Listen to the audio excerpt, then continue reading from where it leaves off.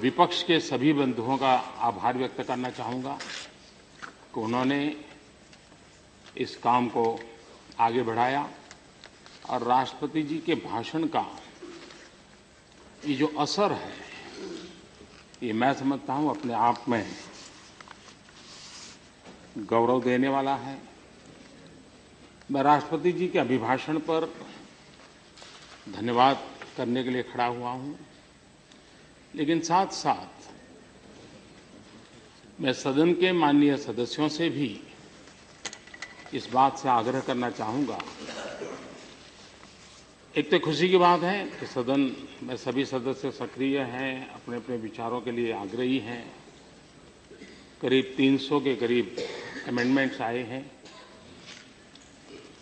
और हर अमेंडमेंट का अपना महत्व भी है, लेकिन मैं सबसे आग्रह करूंगा कि हम राष्ट्रपति जी के विजडम पर भरोसा करते हुए समय की सीमा में जितने विषय आ सके, नहीं आए उसका मतलब ये नहीं वो महत्व के नहीं है। और इसलिए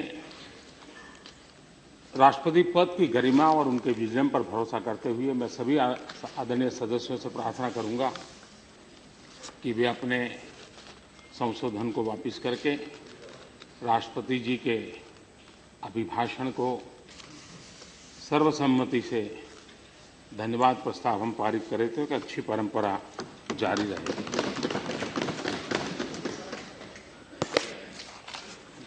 हम सब ने देखा होगा कि कल रात को 12 बजे तक लोकसभा का सत्र चला। 2 दिन पूर्व यह सदन भी देर शाम तक बैठा था। आमतौर पर इतने घंटे काम करने के बाद थकान महसूस हो, लेकिन मैं उल्टा अनुभव कर रहा था। जिन जिन सदस्यों से मेरा मिलना हुआ, बात करने का मौका मिला, देर रात बैठने के बाद भी वो अत्यंत प्रसन्न थे, अत्यंत संतुष्ट थे, अत्यंत आनंदित थे, क्योंकि एक लंबे अरसे के बाद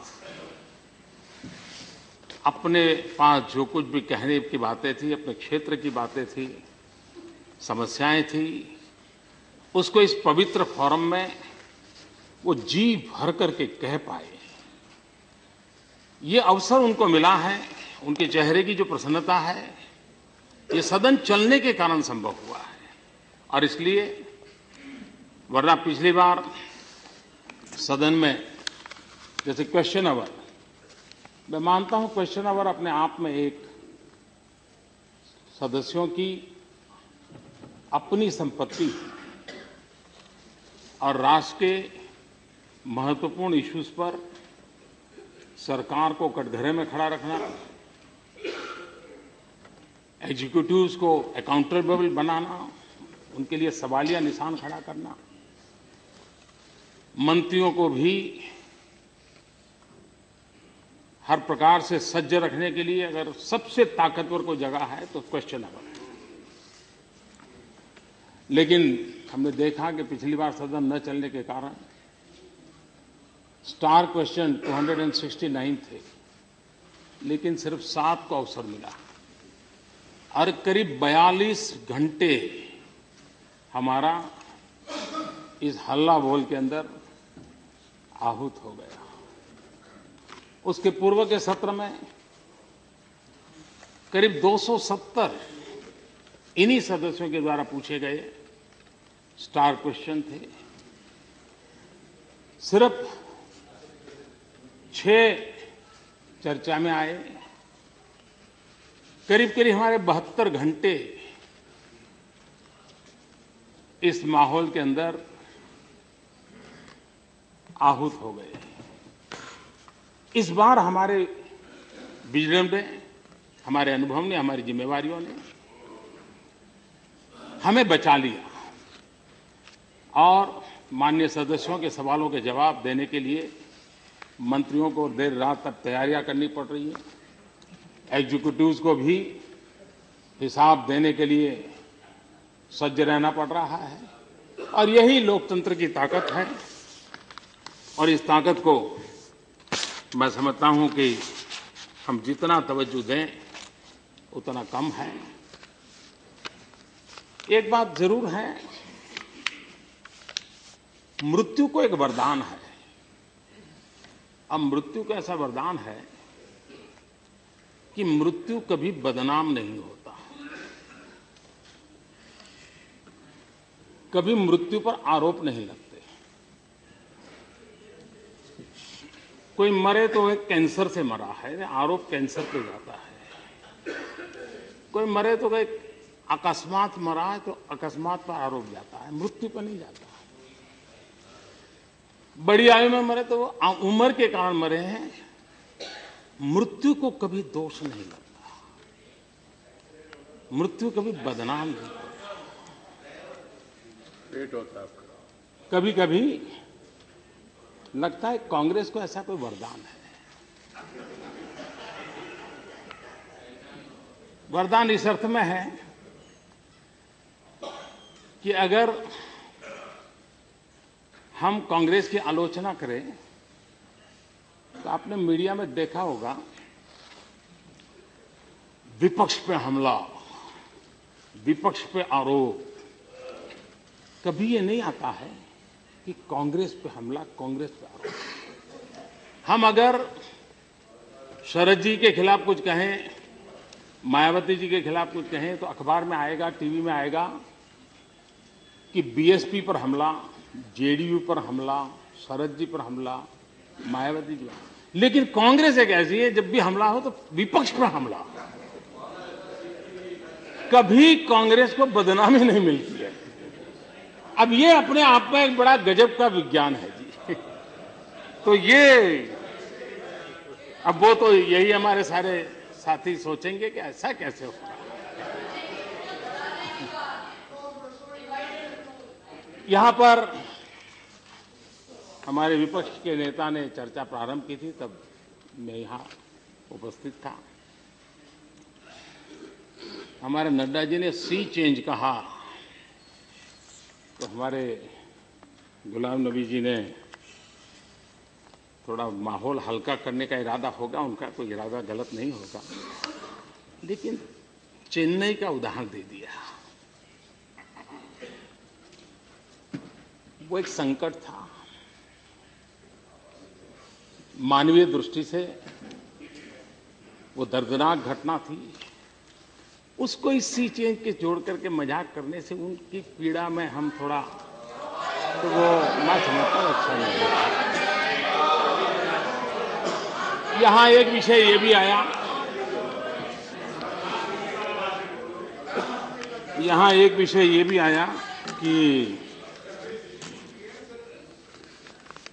राजस्थान और हरियाणा में जो उन्होंने चुनाव में कुछ नियम बनाए हैं जिसको सुप्रीम कोर्ट ने मान्यता दी है, लेकिन हमारी डेमोक्रेसी में क्वालिटेटिव चेंज लाने का एक जो प्रयास है उसको कुछ राजनीतिक रंग देने का प्रयास चल रहा है।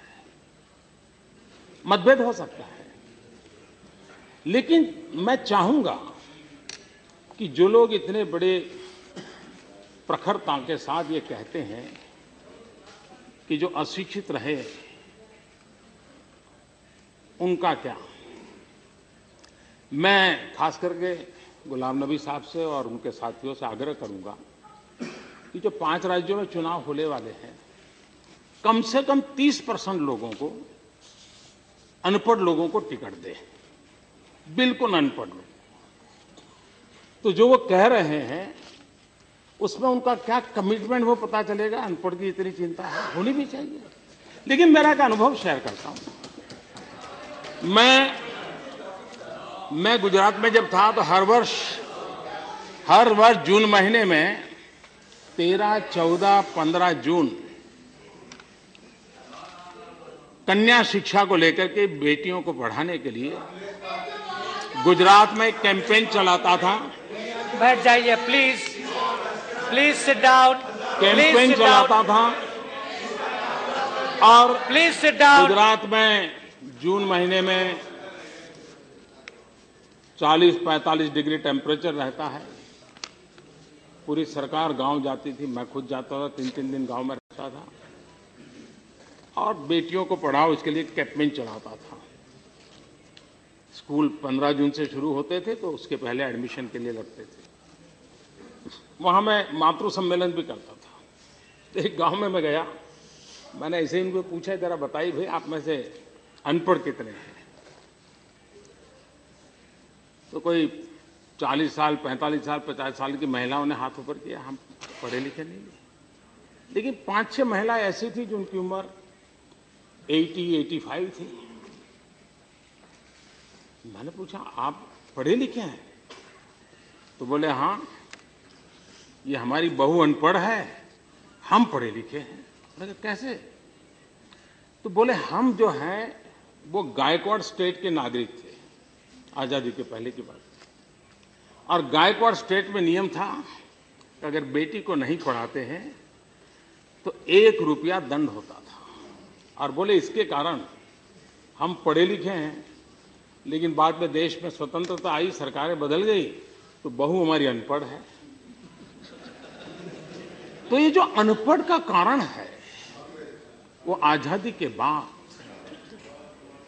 जो हमारी कमियां रही है उससे, और इसलिए हमने चिंता शिक्षा की करने की जरूरत है ताकि ये जो कठिनाई है उस कठिनाइयों से हम बाहर आ सकते हैं।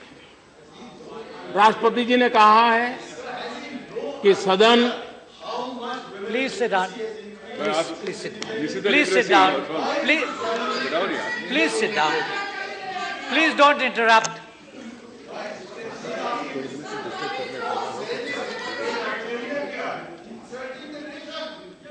पहले आकाशवाणी में Please. आकाशवाणी रेडियो पर Please. आकाशवाणी रेडियो पर एक कार्यक्रम चलता था और गुजराती में जो शब्द था, मैं मुझे मालूम नहीं हिंदी में वही शब्द है क्या, बिसराते सूर, यानी जो भूले बिसरे गीत हैं उनका कार्यक्रम आखिरी पर। तो अब कुछ लोगों का ये टेन्योर पूरा हो रहा है तो स्वाभाविक है कि आखिर में कुछ तो ये भूले बिसरे सूर आखिर में सुनाई तो देने चाहिए।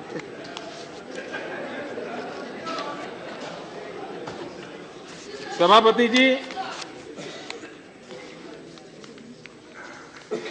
एक प्रकार से ये अपर हाउस है।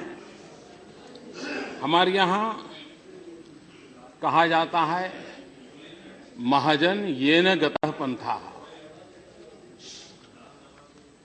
जहां महापुरुष चलते हैं लोग उसका पीछे चलते हैं।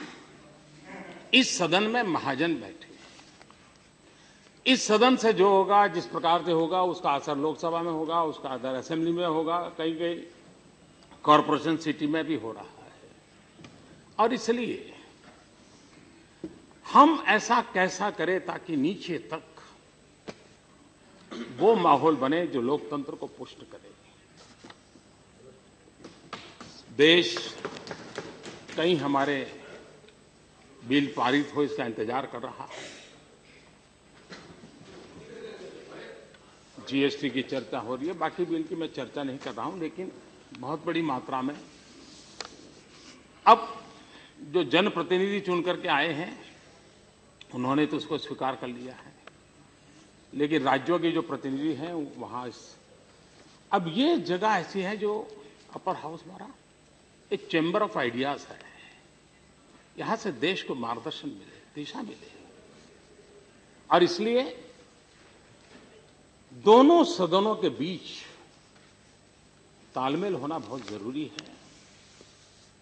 दोनों सदन वस्तुतः उसी स्ट्रक्चर के भाग हैं और सहयोग एवं सामंजस्य की भावना की किसी भी कमी से कठिनाइयां बढ़ेगी और हमारे संविधान के उचित रूप से कार्य करने में बाधा खड़ी होगी। ये चिंता पंडित जवाहरलाल जी नेहरू ने जताई थी। मैं आशा करता हूं कि हम पंडित जी की इस चिंता को महत्व दें और हम कोशिश करें कि हमारे यहाँ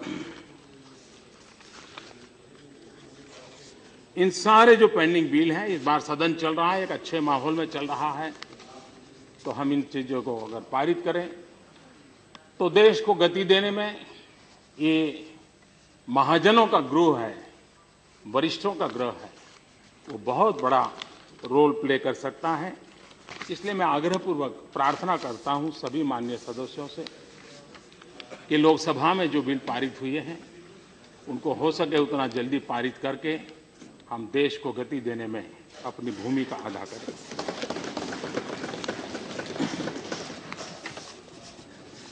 इस सरकार में राष्ट्रपति के अभिभाषण में कुछ बातें आई हैं।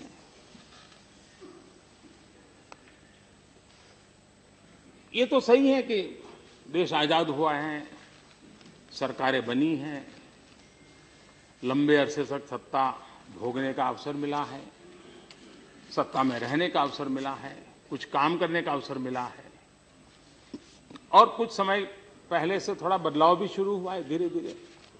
इस समय हम लोगों को मौका मिला है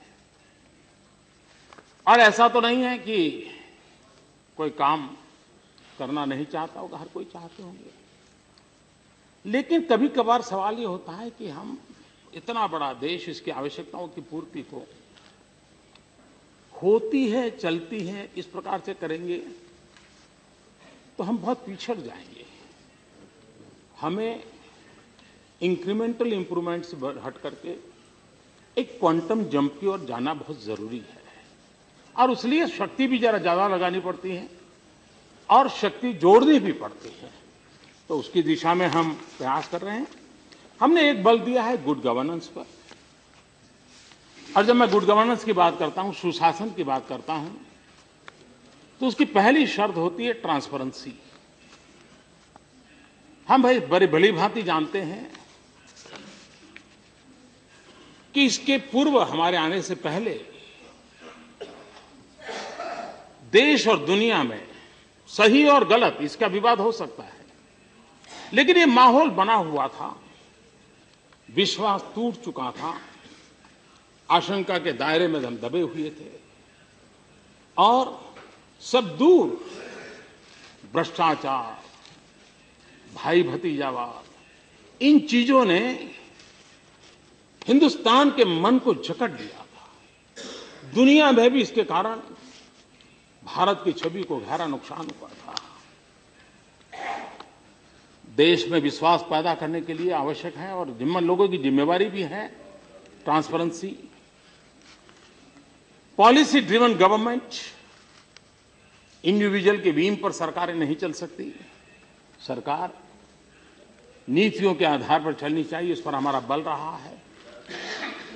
पिछले दिनों चाहे कोयले की चर्चा हो, चाहे स्पेक्ट्रम की चर्चा हो, न जाने क्या क्या बातें उठी, अब तो मामले सारे कोर्ट में भी पड़े हुए हैं, लेकिन हम लोगों ने ट्रांसपेरेंसी पर बल दिया।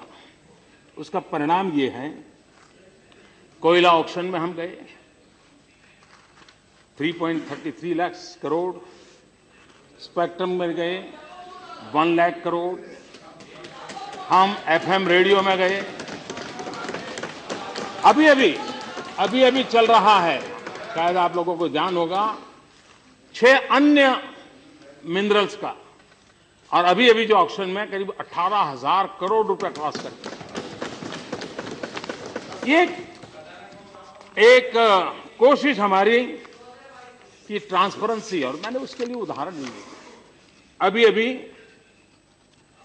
फोर्ब्स मैगजीन, उसने एक बात कही है, हमारे जो ऑक्शन का जो परंपरा हमने शुरू की उसके विषय में।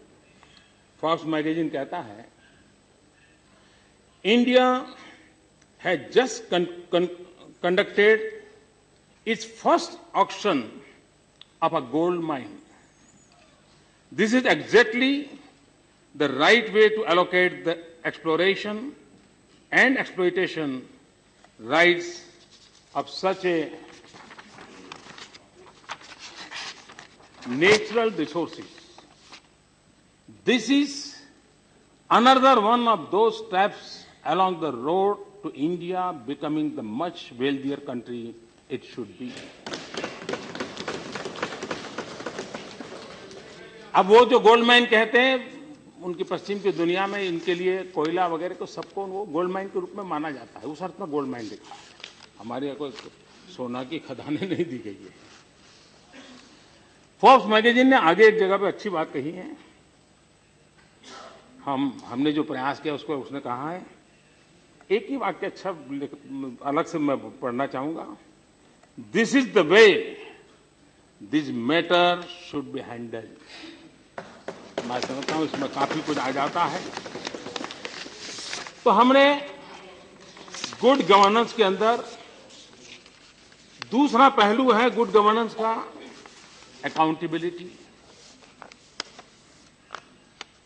हमें मान के चले कि कुल मिलाकर के जो डिटोरिएशन आया है उसमें हम खबरों की स्पीड से चलते चले जा रहे हैं, पीछे की चीजें छूटती चली जा रही हैं। खबरें आती हैं जाती हैं, घटनाएं आती हैं जाती हैं, अकाउंटेबिलिटी का विषय छूट जाता है। हमने कोशिश की है कि अकाउंटेबिलिटी पर बल दिया जाए। मैं लगातार इन दिनों इंफ्रास्ट्रक्चर के रिव्यू कर रहा हूं। इस सदन के सभी माननीय सदस्यों को आश्चर्य होगा, 10-10, 20-20 साल से हमारे बड़े बड़े प्रोजेक्ट लटके पड़े हुए हैं। क्या तो एनवायरमेंट वालों ने रोक दिया होगा, क्या कोर्ट कचहरी ने रोक दिया होगा, या स्थानीय कोई बॉडी होगी छोटी नगर पालिका, उसने रोक करके बैठ गई होगी। और रुका हुआ है, क्यों रुका हुआ है कोई देखता नहीं पूछता नहीं। इसी कारण, कभी फाइनेंशियल कारण भी रहे होंगे, लेकिन 10-10, 20-20 साल से रुके हुए प्रोजेक्ट्स, मैंने पिछले दिनों करीब 300 प्रोजेक्ट का खुद ने रिव्यू किया और उसकी वर्थ है करीब 15 लाख करोड़ रुपया। मैं इस सदन को नम्रतापूर्वक कहता हूं कि वो सारे छोटे संकटों में फंसे हुए ये 15-20 साल पुराने स्टॉल प्रोजेक्ट्स आज चालू हो गए हैं, गति बढ़ रही है, परिणाम। गुड गवर्नेंस का तीसरा पहलू होता है डिसेंट्रलाइजेशन। इतना बड़ा देश हम सेंट्रलाइज मैकेनिज्म से नहीं चला सकते। जितनी बड़ी मात्रा में डिसेंट्रलाइज करेंगे,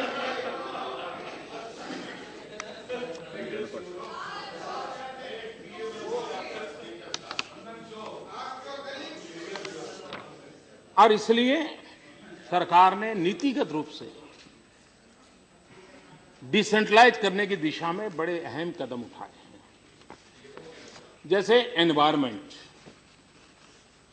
हमने एनवायरमेंट की हर परमिशन को दिल्ली ले आए, एक दफ्तर में ले गए, एक व्यक्ति के पास ले गए, और क्या परिणाम आया हम जानते हैं। क्या क्या बातें सुनी गई, क्या क्या बातें कही गई, किस पर क्या क्या लगा, सब मालूम है। हमने 10 रीजनल ऑफिसेज को स्ट्रेंथन किया और इन चीजों को वहीं पर, ताकि उनको वहां की समस्या का समझ है, वो जानते हैं चीजों को, उसको हमने किया। कुछ चीजें सरकार की, मैं तो हैरान हूं, एक गांव के बीच में से रेल जा रही है, इधर से पानी उस तरफ ले जाना है तो पाइपलाइन डालने में 50 परमिशनों में वो अटके पड़े हुए थे और बिना पानी को एक इलाका तरसता था। ब्रिज बन गया है, दोनों तरफ रोड बनाना है, अटका पड़ा है। कभी दोनों तरफ रोड बन गए हैं, रेल वाले ऊपर ब्रिज डालने के लिए परमिशन नहीं दे। ऐसी छोटी छोटी चीजें हमने रेल, रोड, पाइपलाइन, बिजली ट्रांसमिशन, इसके लिए केंद्र के पास आना ही जरूरी नहीं, ऐसा कानून बना, व्यवस्था कर, वहीं पर होता है। इतना ही नहीं, हमने राज्यों के एनवायरमेंट क्लियरेंस के राइट्स बढ़ा दिए, राज्यों को अधिकार ज्यादा दे दिए, ताकि वो भी, हम जितने जिम्मेवार हैं उतने भी राज्य के लोग जिम्मेवार हैं, और वो कोई देश को बर्बाद करना नहीं चाहते। अब जैसे आज हमारे यहाँ नदी में से बालू हाउसिंग कंस्ट्रक्शन में कितनी, हर नदी दिल्ली तक इंतजार करती है परमिशन मिले। हमने इसको राज्य ने डिस्ट्रिक्ट लेवल पे दे दिया, डिस्ट्रिक्ट अथॉरिटी उसको निर्णय करेगी और वो तय करेगी। ऑनलाइन प्रक्रिया की, ऑनलाइन प्रक्रियाओं को लोग देख सकते हैं। रेलवे के टेंडर पहले पहले Thank you. पहले पहले रेलवे के सारे टेंडर प्रक्रिया यहां होती थी। आज हमने उसको जोनल जनरल मैनेजर के अंडर में डाल दिया। टेंडर प्रक्रिया वहीं से चल रही है, गति से चल रही है। पहले कैबिनेट अप्रूवल के लिए 300 करोड़ 500 करोड़ के प्रोजेक्ट भी कैबिनेट के अप्रूवल के लिए आते थे, इंतजार करना पड़ता था। हमने तय कर दिया मिनिस्ट्री करेगी, 1000 करोड़ से ऊपर होगा तभी कैबिनेट में लाना है, उन कामों को आगे बढ़ाएं। मेरा कहने का तात्पर्य यह है कि हमने डिसेंट्रलाइजेशन के द्वारा इसको आगे बढ़ाने का प्रयास किया है। गुड गवर्नेंस की एक महत्वपूर्ण बात होती है इफेक्टिव डिलीवरी। अब जनधन अकाउंट की यहां चर्चा हो रही है। हमारे माननीय विपक्ष नेताजी ने भोपाल के अच्छे उदाहरण दिए। मैं गुलाम नबी जी का बहुत आभारी हूं कि जो एक विपक्ष ने करना चाहिए वैसा सटीक काम उन्होंने किया। भोपाल जिले में किस गांव में कौन जनधन अकाउंट से रह गया है और उसका रिकॉर्डिंग तक करके ले आए। होना यही चाहिए, तभी एग्जीक्यूटिव अकाउंटेबल बनेगी। और इस सदन के सदस्यों का यही काम होता है। ये मुद्दा मेरी सरकार तेरी सरकार नहीं होता है। और मैं मानता हूं ये सही दिशा का ये प्रयास है। उसमें तथ्य क्या है वो तो कल अरुण जी ने कह दिया, मैं तथ्य की चर्चा नहीं करता। मैं इस प्रयास को अच्छा मानता हूं, क्योंकि कभी कभार नीचे से व्यवस्था से खबर आती है और हम मान लेते हैं, लेकिन विपक्ष सजग रहा, देखा और कितनी मेहनत की।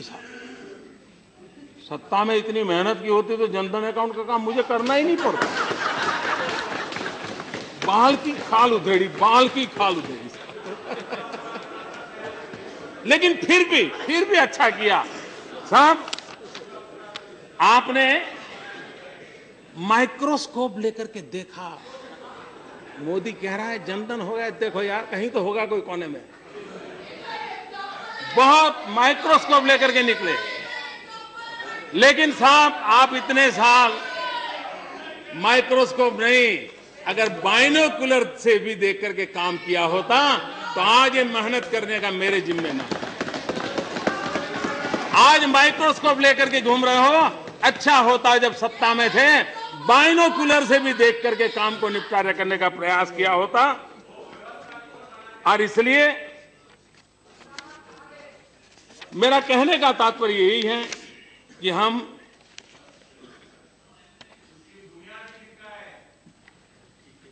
इफेक्टिव डिलीवरी पर बल दें, वरना कभी जो लास्ट माइल डिलीवरी हमारे यहां चल, जो लोग सरकार में रहे उनको मालूम है। हमें उसमें जितना ही हम पुरुषार्थ करें करना चाहिए। हमारे सीताराम जी ने एक विषय छोड़ा था। उन्होंने कहा था कि ये टारगेटेड सब्सिडी के नाम पर अब सब्सिडी कम कर रहे हो। वैसे वो उनके नेचर का विषय नहीं है, लेकिन क्यों बोल दिया मुझे समझ नहीं आता है। क्योंकि लेकिन हो सकता है पॉलिटिक्स में कुछ चीजें करनी भी पड़ती हैं। मैं एक उदाहरण देना चाहता हूं चंडीगढ़ शहर का। चंडीगढ़ शहर में ज्यादातर घरों में बिजली है, ज्यादातर घरों में गैस कनेक्शन है। उसके बावजूद भी चंडीगढ़ में 30 लाख लीटर केरोसिन जाता था, जबकि उनका कोई उपयोग उनको नहीं था। कुछ परिवार थे जिनके पास गैस नहीं था, शायद उनको उपयोग होगा। 30 लाख लीटर केरोसिन। हमने सोचा कि भाई जरा हम जाम योजना को लागू करें। सर्वे किया, आधार का उपयोग किया, गैस कनेक्शन का डाटा इकट्ठा किया। कुछ परिवार रह गए जिनके पास गैस कनेक्शन नहीं था, तो हमने एक अभियान चलाया है, आने वाले कुछ दिनों में शायद पूरा हो जाएगा। लेकिन इसका परिणाम ये हुआ कि 30 लाख लीटर केरोसिन जो कि जाता था और धन्ना सेठों के द्वारा बाजार में चला जाता था, मूढ़ीपतियों के पास चला जाता था, ये पूंजीपति लोग उसका ब्लैक मार्केटिंग करते थे, डीजल में मिक्स करते थे, एनवायरनमेंट को बर्बाद करते थे।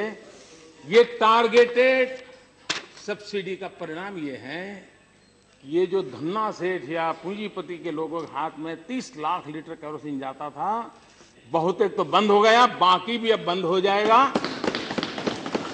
और इसके कारण देश की करोड़ों रुपए की सब्सिडी बचेगी, देश की करोड़ों रुपए की सब्सिडी बचेगी।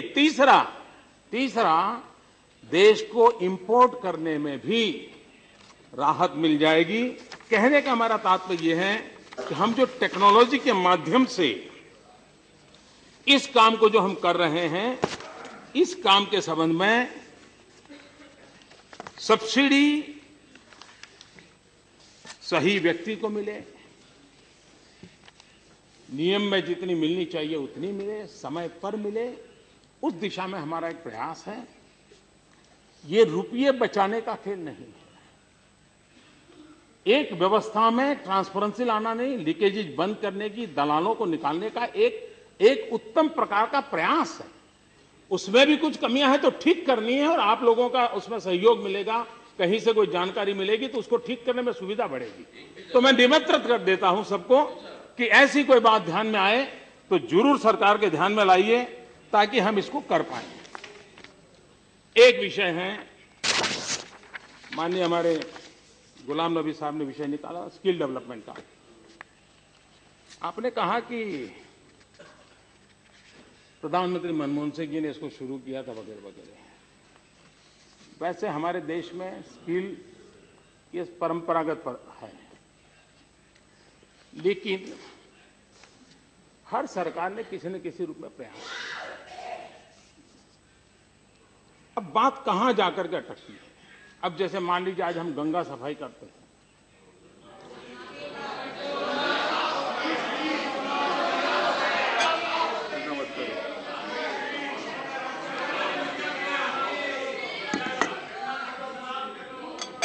यही पोल्यूशन है, तो स्वाभाविक से आपसे आवाज उठेगी ये तो हमने शुरू किया था। सही बात है, श्रीमान राजीव गांधी जी ने इस पर बल दिया, शुरू किया। अब सवाल यह उठता है कि शुरू किया, उसकी क्रेडिट लेने के उत्साह में यह भी तो जवाब देना पड़ेगा कि 30 साल के बाद गंदी क्यों है? अगर शुरू किया था तो 30 साल के बाद गंगा गंदी क्यों है? क्या कमी रही? और इसलिए हर बार ये तो हमारे समय हुआ था, ये उत्साह का अपना एक महत्व है, श्रेय लेने का प्रयास करने में कुछ बुरा है ऐसा नहीं है, ये आपका मन करेगा। देखिए, दुनिया में दो तरह के व्यक्ति होते हैं, एक वो जो कार्य करते हैं और दूसरे वे जो उसका श्रेय लेते हैं।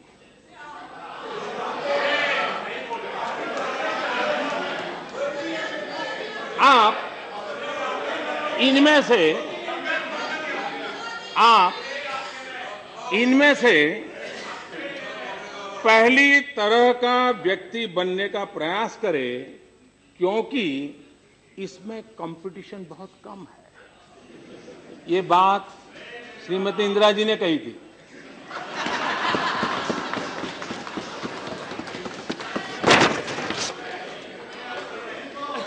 अब स्किल डेवलपमेंट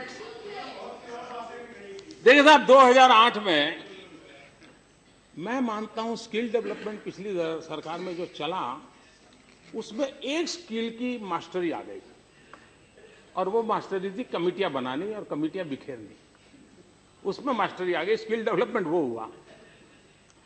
2008 में PM's national council, national skill development coordination board, national skill development cooperation, फिर 2009 में national policy on skill development, कमेटियां पर अब मीटिंगें नहीं होती थी। एक कमेटी की मीटिंग शायद 2.5-3 साल के बाद अचानक ये कर ली गई थी, लेकिन वो भी इसलिए कर दी गई थी कि अगली मीटिंग कब करेंगे। और आखिरकार इतनी सारी कमेटियों के बाद 2013 में ये तय कर दिया गया कि नेशनल स्किल डेवलपमेंट एजेंसी बनाई जाए और बाकी सब दुकानें बंद कर दी जाए। साहब, ये स्किल डेवलपमेंट का हाल था। स्किल डेवलपमेंट के विषय में आपका अज्ञान नहीं था, आपको ज्ञान था कि ये जरूरी है, देश में इतनी बड़ी संख्या में नौजवान है, करना चाहिए। लेकिन कभी कभार तो महाभारत याद आता है, जानामि धर्मम नच में प्रवृत्ति। ज्ञान तो बहुत था, लेकिन करना प्रवृत्ति नहीं थी। अब कौन क्या, ये मैं कहने का कर नहीं सकता। वर्तमान सरकार के कार्यकाल में 2014 में हमने स्किल डेवलपमेंट अलग मिनिस्ट्री बनाई। स्किल डेवलपमेंट स्कीम्स के लिए कॉमन नॉर्म्स तय किए। स्किल इनिशिएटिव कंसिस्टेंट क्वालिटी हासिल करने के पर बल दिया गया। एनएसडीसी के तहत हमने 1.5 साल में 2.5 गुना उसमें बढ़ोतरी की।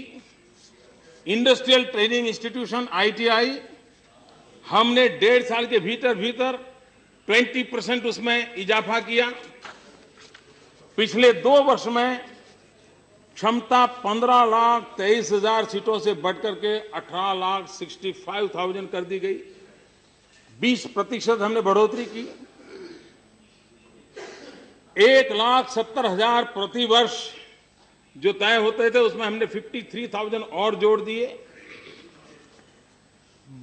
10th और 12th उसमें वोकेशनल एजुकेशन करीब 1200-1300 स्कूल में चलता था, आज उसको हमने एकदम से क्वांटम जंप लगा करके 3,000 पहुंचा दिया। 1.5 लाख अतिरिक्त छात्रों का लाभ उसके लिए हुआ। इंटरनेशनल मोबिलिटी, ये बात मान के चले कि 2030 वो समय आएगा जब दुनिया की नजर हिंदुस्तान के वर्कफोर्स पर रहने वाली है। हमने अभी से ग्लोबल स्टैंडर्ड का वर्कफोर्स तैयार करने की दिशा में हमने काम करना चाहिए।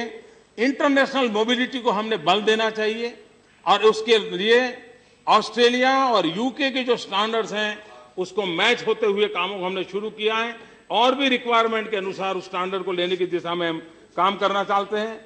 अप्रेंटिसशिप, किसी न किसी कारण से हमने अप्रेंटिसशिप को एक ऐसी अवस्था बना दी कि सब उद्योगकार व्यापारी दरवाजे बंद करके बैठ गए, किसी को घुसने नहीं देते। और किसी को भी नौकरी चाहिए तो लोग पूछते हैं एक्सपीरियंस है क्या। एक्सपीरियंस लेना जाता है तो दरवाजा बंद है। जब तक हम अप्रेंटिसशिप को बल नहीं देते, हमारे नौजवानों को एक्सपीरियंस नहीं मिलेगा। एक्सपीरियंस नहीं मिलेगा तो उनके लिए जॉब अपॉर्चुनिटी नहीं होगी। और उसको ध्यान में रखते हुए हमने अप्रेंटिसशिप के ट्रेनिंग जो पहले 3,12,000 थे, एक 1.25 साल के भीतर 2,70,000 और उसमें जोड़ दिए। हमने वो व्यवस्था की। पहले हमारे यहां टारगेट होता था कितने बच्चों को तैयार किया, उसी को पूरा करने की दिशा में प्रयास था। हमने मार्केट में रिक्वायरमेंट क्या है, किस प्रकार के सिलेबस की जरूरत है, किस प्रकार की ट्रेनिंग की जरूरत है, उसका सर्वे किया और अकॉर्डिंग टू दैट हमने स्किल डेवलप किया ताकि जॉब के साथ उसको कनेक्ट किया जाए और उसको उसका काम मिला जाए। और उस दिशा में हमने प्रयास किया है। और मैं देख रहा हूं कि पिछले दिनों हमारे देश में जो मैन्युफैक्चरिंग को बल तो देना ही होगा, हम सब जानते हैं। कोई भी सरकार हो, भाषण के लिए हम कुछ भी कहें लेकिन देना पड़ेगा। और इसके कारण हमने एफडीआई पर बल दिया। एफडीआई में बढ़ोतरी हुई 48% करीब। हमने 2015 में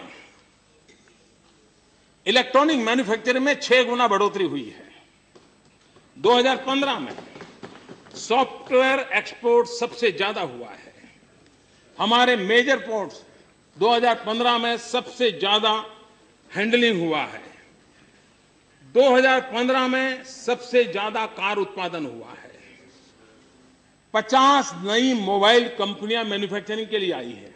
ये सारी बातें स्किल और रोजगार के साथ जुड़ने वाली हैं और स्किल और रोजगार की दिशा में ये काम करने वाले हमारे प्रयास हैं और उसका परिणाम ये होगा कि हमारे देश में रोजगार की संभावनाएं, ईज ऑफ डूइंग बिजनेस में 12 रैंक हम क्वांटम जंप लगाया है, हम ऊपर गए हैं। वर्ल्ड इकोनॉमिक फोरम ने ग्लोबल कॉम्पिटिटिव इंडेक्स में हम 16 स्थान ऊपर गए हैं। मूडीज ने जो अपग्रेडेशन दिया हमारे लिए पॉजिटिव दिया है, जो ग्लोबल एनवायरनमेंट में भारत की साख को बढ़ाता है, भारत की ताकत की पहचान कराता है। एम्प्लॉयमेंट की चर्चा, स्किल डेवलपमेंट हो, मैन्युफैक्चरिंग सेक्टर में बढ़ावा हो, एक रोजगारी को लिए मानदंड के रूप में एक इंस्टीट्यूट को हमने मान्यता मिली हुई है, मॉन्स्टर एम्प्लॉयमेंट इंडेक्स। ये ऑनलाइन रिक्रूटमेंट के आधार पर एनालिसिस करता है। जनवरी 2016 में इंडेक्स 229 था। यह इंडेक्स 2014 में सिर्फ 150 था और आज आप देख सकते हैं कि 150 से बढ़कर के 229 इंडेक्स को हम प्राप्त कर गए हैं। हमने रोजगारी को बढ़ावा देने के लिए जो माइक्रो एंड स्मॉल इंडस्ट्री है उसको हमने टैक्स के अंदर सुविधाएं दी हैं। स्टार्टअप को बल दिया है। 3 साल के लिए टैक्स में हमने रियायत दी है ताकि नौजवानों को स्टार्टअप के लिए मौका मिले। मुद्रा बैंक के द्वारा करोड़ों करोड़ों लोगों को हमने धन दिया है। जो पुराने थे उन्होंने एक्सपेंशन किया है। एक्सपेंशन के कारण उसको 1-2 लोगों को और रोजगार देने का उसको अवसर मिला है और इसमें भी ज्यादा SC, ST और विमेन है। मुद्रा के लाभार्थी सबसे ज्यादा SC, ST, OBC and women है। नए उद्योग जो लगेंगे उसके लिए हमने टैक्स को 25% पर रख दिया है और कोई बेनिफिट लेना अगर चाहता नहीं है तो ये बेनिफिट मिलेगा। एक महत्वपूर्ण निर्णय इस बजट में आपने सुना होगा। हम जो पूंजीपतियों की चर्चा करते हैं, जो लोग फर्स्ट यूपीए में सरकार का समर्थन करते थे और वो जो पूंजीपतियों का विरोध कर करके अपनी दुकान गाड़ी चलाते रहते हैं, आप देखिए हमारे देश में बड़े बड़े मॉल हो वो तो 7 दिन चल सकते हैं, लेकिन गांव के अंदर एक छोटा दुकानदार हो वो 7 दिन खुली नहीं रख सकता है। हमने बजट में इस बार घोषित किया है कि छोटे दुकानदार भी 7 दिन चला सकते हैं, देर रात भी चला सकते हैं। इसका परिणाम ही आने वाला है कि हर छोटा दुकानदार भी एक नए काम वाले को रखेगा। एक दुकान पर एक नए व्यक्ति के रोजगार की संभावना होने वाली है और उस दिशा में महत्वपूर्ण काम मैं समझता हूं आने वाले दिनों में रोजगार की दिशा में होने वाला है। चेयरमैन श्री, मैं आप थोड़ी किसानों के संबंध में बात करना चाहता हूं।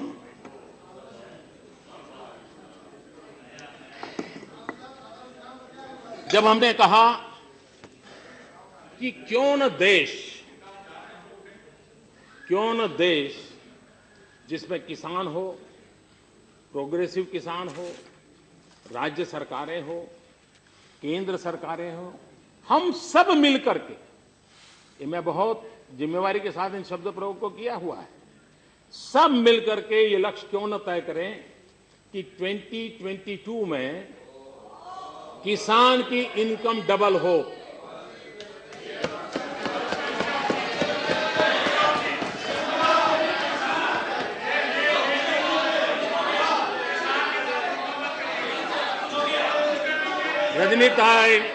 रजनीताई सावकाश।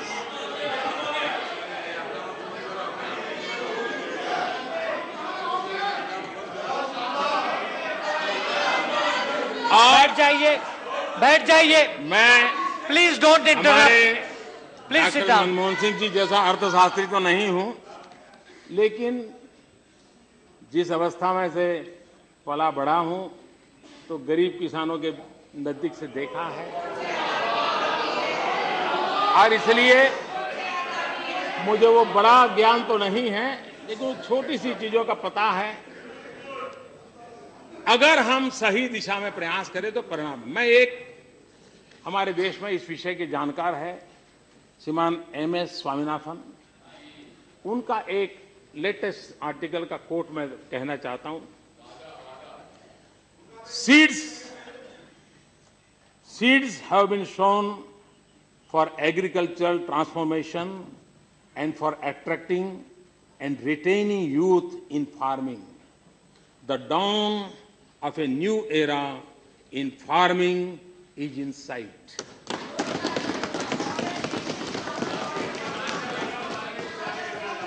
अब किसान की आय दोगुना हो सकती है कि नहीं हो सकती? हम किसान मतलब अगर हम सॉइल हेल्थ कार्ड के काम को लेकर के चले हैं, उसको अगर हम सफलता से लागू करें और किसान सॉइल हेल्थ कार्ड के एडवाइजर के अनुसार अपनी जमीन का उपयोग करना शुरू करें, प्रोडक्टिविटी बढ़ सकती है, इनपुट कॉस्ट कम हो सकती है। आज किसान की मुसीबत ये है कि पड़ोसी ने अगर लाल डिब्बे वाली दवाई डाल दी तो उसको भी लगता है मैं लाल डिब्बे वाली दवाई डाल दूं। पड़ोसी ने अगर पीले डिब्बे वाली दवाई डाल दी तो वो भी पीले डिब्बे वाली दवाई डाल देता है। पड़ोसी ने इतने केजी यूरिया डाल दिया तो वो भी, उसकी जमीन उसके लिए योग्य है कि नहीं है, वो बेचारा उस पर। अगर हम कोशिश करें, हमारी एग्रीकल्चर यूनिवर्सिटीज, हमारे एग्रीकल्चर ग्रेजुएट्स, सारे लोग इसमें लगे और सॉइल टेस्टिंग का जो काम चला है उसको अगर खेती के साथ सीधा जोड़ करके हम आगे बढ़े, परिणाम ला सकते हैं। दूसरी बात, हमारे यहां हम टिम्बर इंपोर्ट करते हैं। अगर हम हमारे किसानों को, जहां उसकी जमीन की सीमा समाप्त होती है वहां वो 1-2 मीटर जमीन बर्बाद करता है, बाढ़ लगा देता है, 1 मीटर उधर वाले की जाती है, 1 मीटर इधर वाले की जाती है। अगर वो दोनों मिलकर के टिम्बर की खेती करें, पेड़ लगा दें, तो 15-20 साल में परमानेंट इनकम का सोर्स बन सकता है और जमीन को कोई नुकसान नहीं होने वाला है, जमीन को अतिरिक्त फायदा होने वाला है। उस दिशा में काम करते हैं। हम कृषि के साथ fisheries, poultry, animal husbandry, milk production, दूसरा वैल्यू एडिशन। इनकम बढ़ाने के लिए जरूरी नहीं है कि एग्रो प्रोडक्ट ही बढ़े, वैल्यू एडिशन से। अब अभी हमने एक निर्णय किया, कोका कोला कंपनी के साथ हमने दबाव डाला, उससे बातचीत की, लेबोरेटरी में टेस्टिंग करवाई। हमने आग्रह किया कि आप कोका कोला के अंदर 5% नेचुरल ऑरेंज जूस मिक्स करिए। और मुझे खुशी है कि अभी महाराष्ट्र गवर्नमेंट के साथ उनका एग्रीमेंट हुआ और विदर्भ के अंदर जो संतरा पैदा होता है वो संतरा अब कोका कोला के अंदर 5% मिक्स होगा, तो विदर्भ का किसान का संतरा बिकने में कोई दिक्कत नहीं आएगी। जो हमारे किसान, हमें वैल्यू एडिशन की दिशा में प्रयास करना होगा। और इसलिए अगर हम आलू किसान बेचता है तो कम कमाई होती है, लेकिन वेफर बना करके बेचता है तो ज्यादा कमाई होती है। हरी मिर्ची बेचता है तो कम कमाई होती है, लेकिन लाल मिर्ची का पाउडर बना करके बेचता है तो ज्यादा कीमत मिलती है। हम लोगों ने वैल्यू एडिशन पर बल देना शुरू किया है, जिसके कारण हमारे किसान की इनकम में बढ़ोतरी होना पूरी तरह लाजमी है। उसी प्रकार से ब्लू इकोनॉमी, हमारे जो सागर खेडू है, जो हमारे फिशरीज में हमारे फिशरमैन लगे, हमारे समुद्री तट पर सीवीड की खेती पूरी संभावना है। आज दुनिया में फार्मास्यूटिकल के मैन्युफैक्चरिंग में बेस मटेरियल के लिए सीवीड बहुत बड़ी ताकत बनकर उभरा है।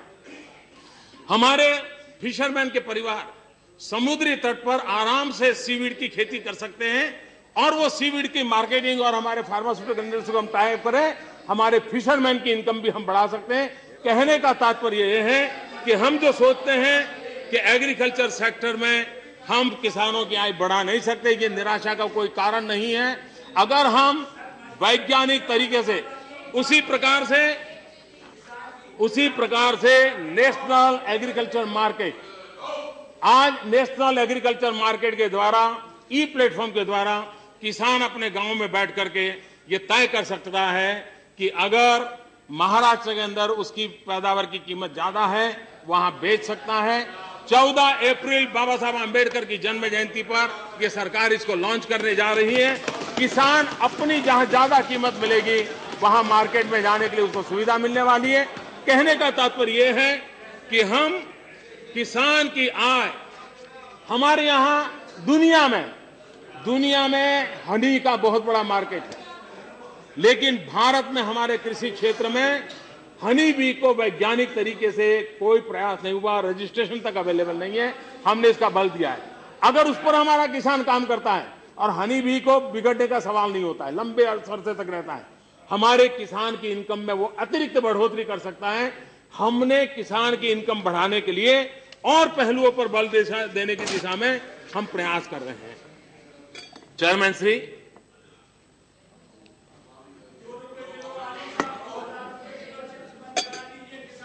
यहां पर स्वच्छता की चर्चा हुई और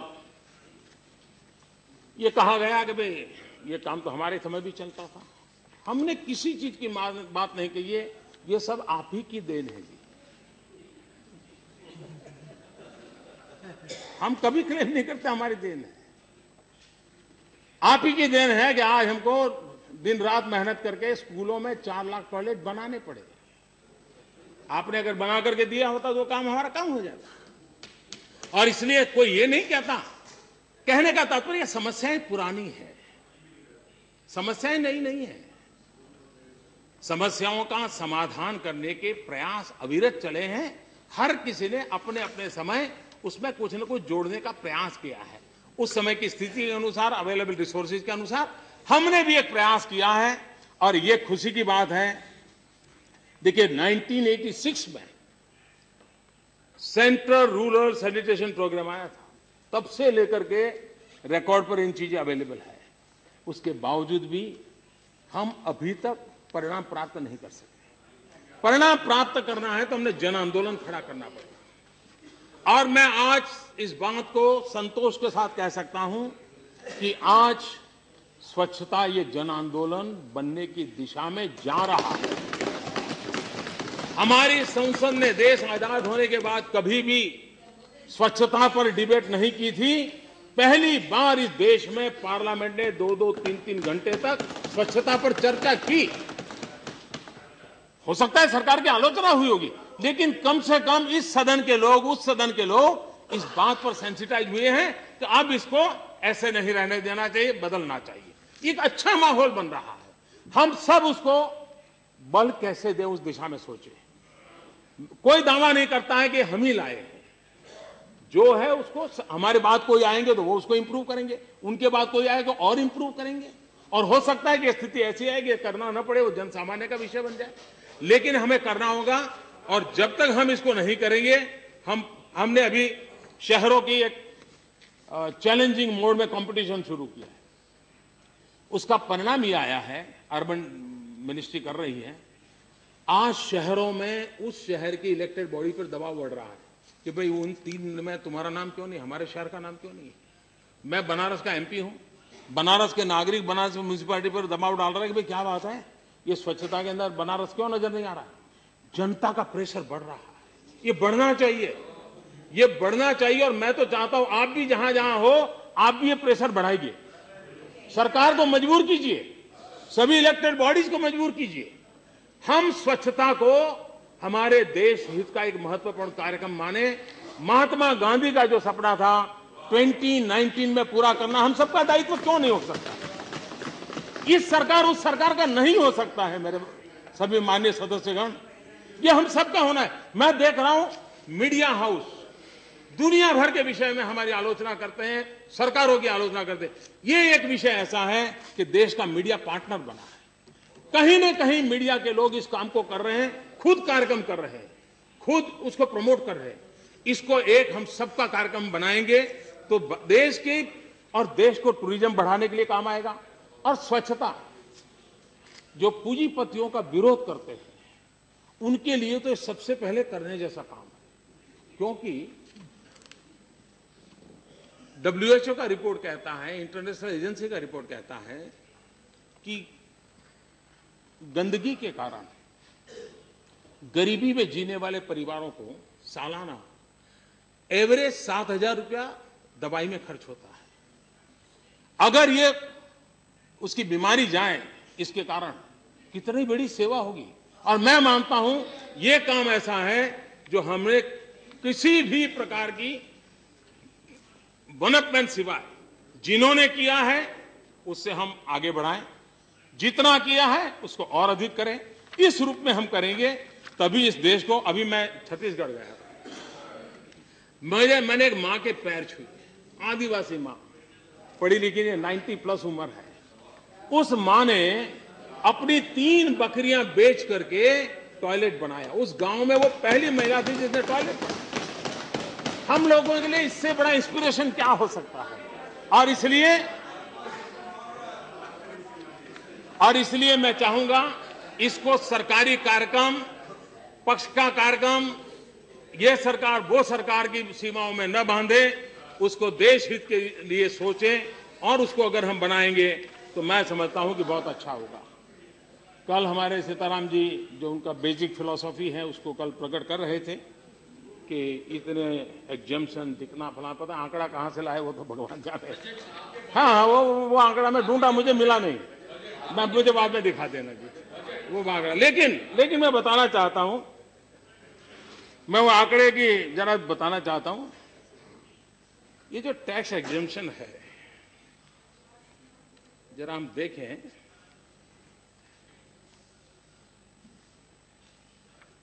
$10,350 करोड़ रुपए एग्जेम्पशन, किसमें? दाल और सब्जी में। क्या हम उसका विरोध करेंगे? 5800 करोड़ रुपया एग्जेम्पशन, किसके लिए? चीनी के लिए। शरद राव के बगल में बैठे, साथ में समझा देंगे आपको। 19,120 करोड़ रुपए एग्जेम्पशन, किसके लिए? जम्मू कश्मीर, हिमाचल, उत्तराखंड, उनके उद्योगों के लिए, नॉर्थ ईस्ट के लिए। क्या हम उसका भी विरोध करेंगे क्या? मैं समझता हूं कि कभी कभार बारीकियों में जाएंगे तो हमें पता चलेगा कि हमारे जो जिन बातों को लेकर के आपको चिंता हो रही है, यही सरकार है। कल अरुण जी ने बड़े विस्तार से बताया और फाइनेंस की चर्चा होगी तो बताएंगे कि हमने टैक्स किस पर लगा रहे हैं और टैक्स से मुक्ति किसको दे रहे हैं। दूध का दूध, पानी का पानी हो जाएगा। और इसके लिए, और जो चीजें हमें विरासत में दी है, कभी आपने बाहर से समर्थन करके सरकारें चलाई, उसने जो विरासत में दी है, आज उसी को सफाई करने में हमारा दम उखड़ रहा है। और इसलिए मैं समाप्त करने से पहले एक मशहूर शायर निदा फाजली की जो बात है, अभी उनका स्वर्गवास होगा, उनकी बात कहकर के मेरी बात मैं समाप्त करूंगा।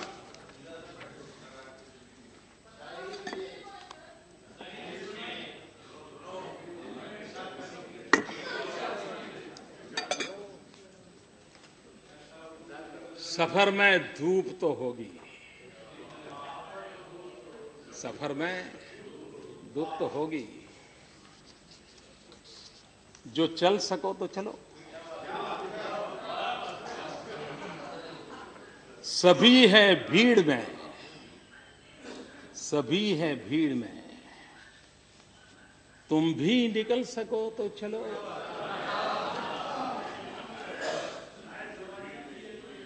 सफर में धूप तो होगी, जो चल सको तो चलो। सभी है भीड़ में, तुम भी निकल सको तो चलो। किसी के वास्ते, किसी के वास्ते राहें कहां बदलती है। किसी के वास्ते राहें कहां बदलती है। तुम अपने आप को खुद ही बदल सको तो चलो।